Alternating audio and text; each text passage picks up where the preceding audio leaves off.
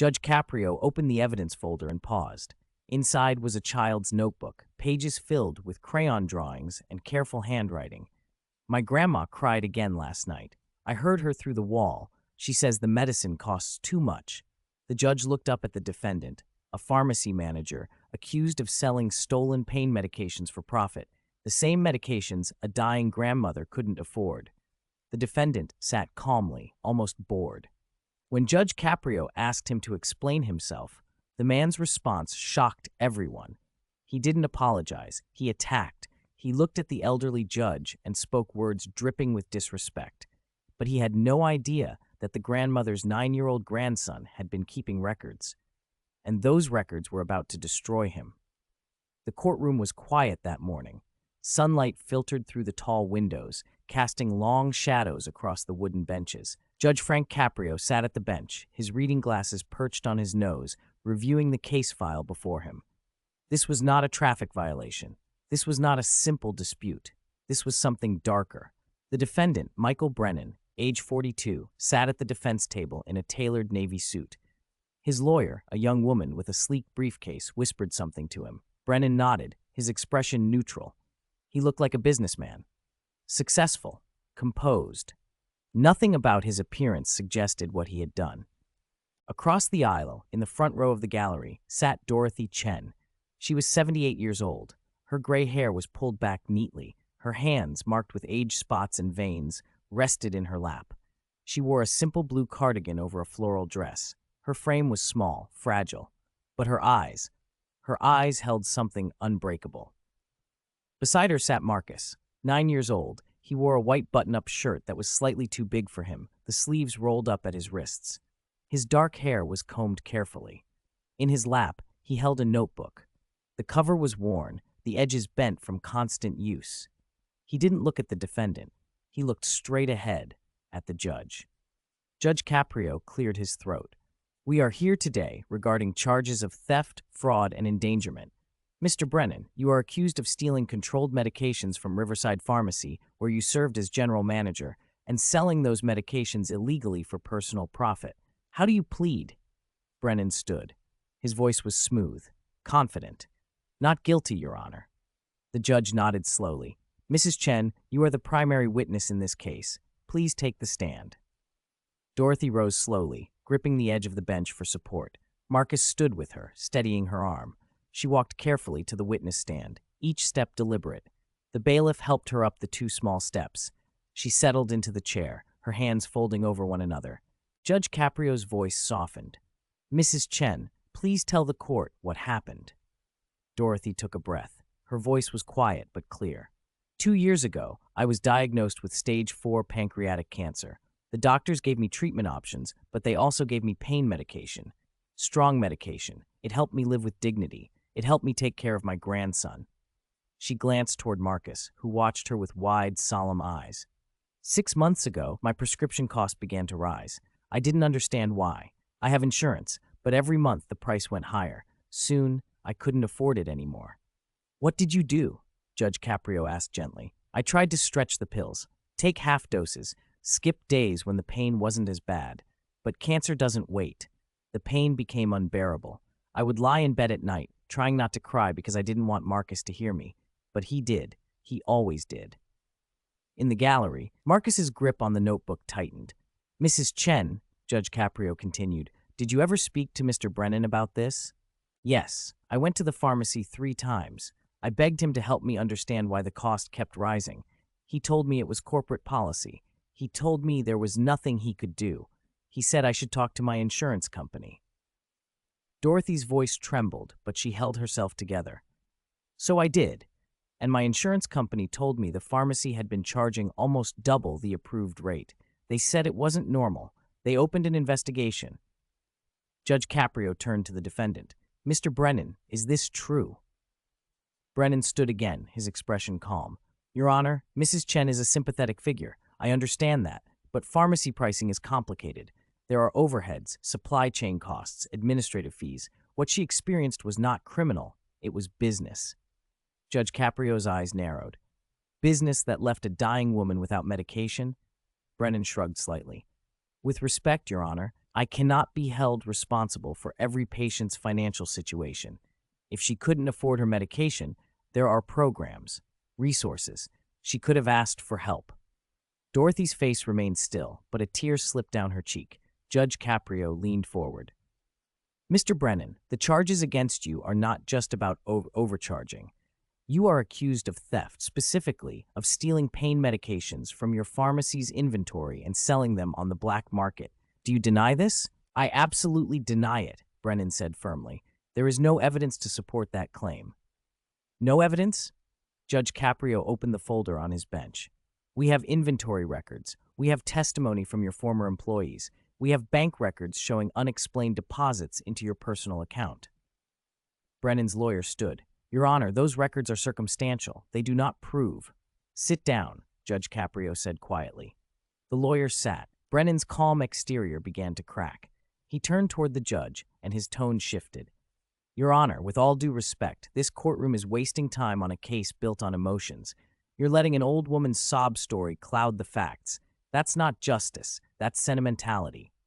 The room went still. Judge Caprio removed his glasses slowly. Excuse me? Brennan continued, his voice growing sharper. I'm being prosecuted because people feel sorry for her. But feelings don't matter in business. And frankly, Your Honor, you're outdated. You don't understand how modern commerce works.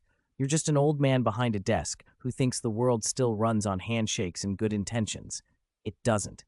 This courtroom, this whole process, it's a relic. The gallery erupted in whispers. Dorothy closed her eyes. Marcus stared at the defendant, his small hands gripping the notebook so tightly his knuckles turned white. Judge Caprio's voice dropped to a low, even tone. Mr. Brennan, you may sit down. Brennan sat, a faint smirk still on his face.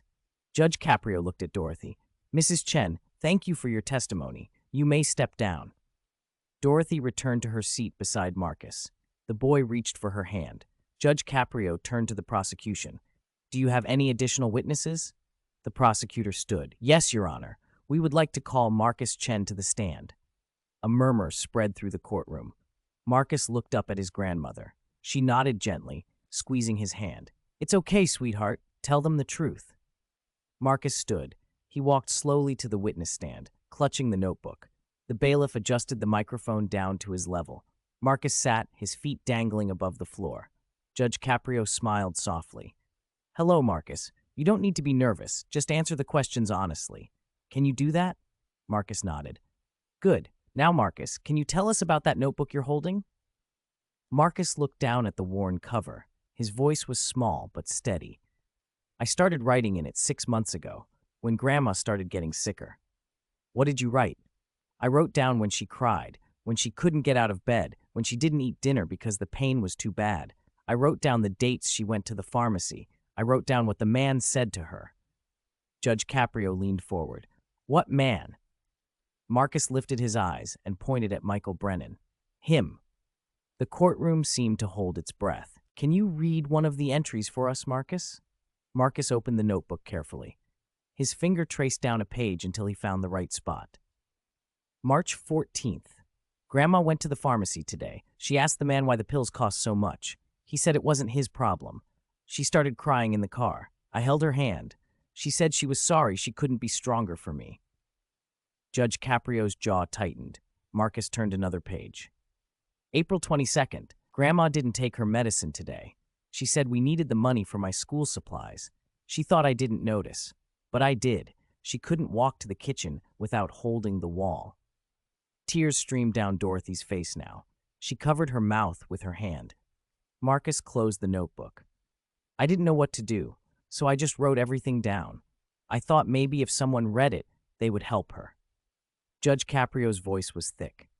Marcus, you are a very brave young man. Thank you. Marcus climbed down from the stand and returned to his grandmother. She pulled him close, kissing the top of his head. Judge Caprio turned to the prosecutor. Is there anything else? Yes, Your Honor. We'd like to present evidence recovered from Mr. Brennan's phone. A screen was set up. Text messages appeared. Conversations between Brennan and multiple buyers. Negotiations over prices for oxycodone, fentanyl, hydrocodone. Jokes about desperate patients who couldn't afford the inflated pharmacy prices. One message read, They'll pay anything when they're in pain. Easy money. The courtroom erupted. Brennan's face went pale. His lawyer frantically whispered to him. Judge Caprio stared at the screen, then at Brennan, then at Dorothy and Marcus. He stood. The room fell silent immediately. Mr. Brennan, Judge Caprio began, his voice low and controlled. You stood in my courtroom today and called me outdated. You said I don't understand the modern world. You called this process a relic. And you know what? You're right about one thing. I am old. I have been sitting on this bench for decades. I have seen thousands of cases. I have heard every excuse, every justification, every lie. And in all those years, I have learned one truth that has never changed, no matter how modern the world becomes. He paused. Cruelty is still cruelty. Greed is still greed. And stealing medication from a dying woman so you can buy yourself a better car is still evil.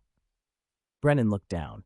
You didn't just steal pills, Mr. Brennan. You stole her dignity. You stole her comfort in her final years. You stole the peace of mind of a little boy who had to watch his grandmother suffer because you decided your profit mattered more than her pain. Judge Caprio's voice rose, filled with controlled fury. You insulted me. You insulted this court. But worse, far worse, you insulted every value that separates us from animals. Compassion, empathy, basic human decency. You don't lack understanding of the modern world, Mr. Brennan. You lack a soul. The judge looked at Marcus. That boy kept a notebook because he didn't know what else to do. A 9-year-old child took on the responsibility of documenting his grandmother's suffering because the adults around her failed. He did more for justice than you ever did in your entire career. Judge Caprio sat down slowly. I find you guilty on all charges. You will serve the maximum sentence allowed by law. Your assets will be seized and used to repay every patient you defrauded.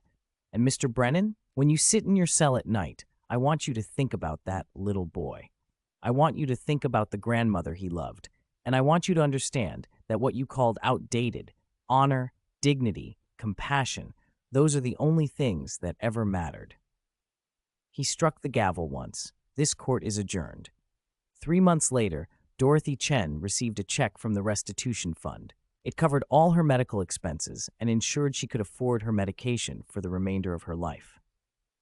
Marcus still keeps the notebook, but now he writes different things. He writes about the good days, the days his grandmother smiles, the days they have breakfast together without pain shadowing the table. And on the first page, in careful handwriting, he wrote, "Sometimes people listen. Sometimes justice is real."